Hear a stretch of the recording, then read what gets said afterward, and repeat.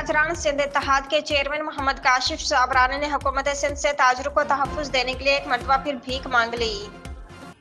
कल कोरंगी में एक वाक़या हुआ था, एक वारदात हुई थी जूलर्स मार्केट में। उसमें हमारे ताजिर थे मतीन कुरैशी, उनको शहीद कर दिया गया।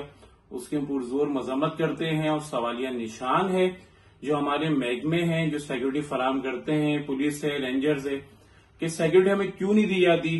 ना मार्केट में सिक्योरिटी होती है और ना कहीं और हम देखते हैं।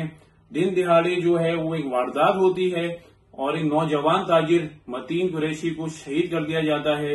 हम मुतालबा करते हैं एडिशनल आईजी साहब से, आईजी साहब से और आला काम से कि खुदारा ऐसी जो वारदातें हो रही हैं उसकी रोकथाम की जाए और जैसे भी हो इनको फौरी तौर पर गिरफ्तार किया जाए। जो इनके कातिल हैं उनको गिरफ्तार किया जाए और करार वाकई सजा दी जाए।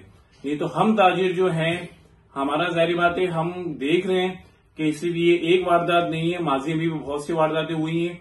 और कोरंगी में एक और वाकया पेश है जो 30 लाख का सोना भी अभी लेकर डाकू फरार हुए हैं। ये आज की तारीख का वाकया दूसरा वाकया है और ऐसे शहर कराची में रोज के 15 से 20 वाकयात हो रहे हैं जो कम अज कम जो मार्केटों में हो रहे हैं।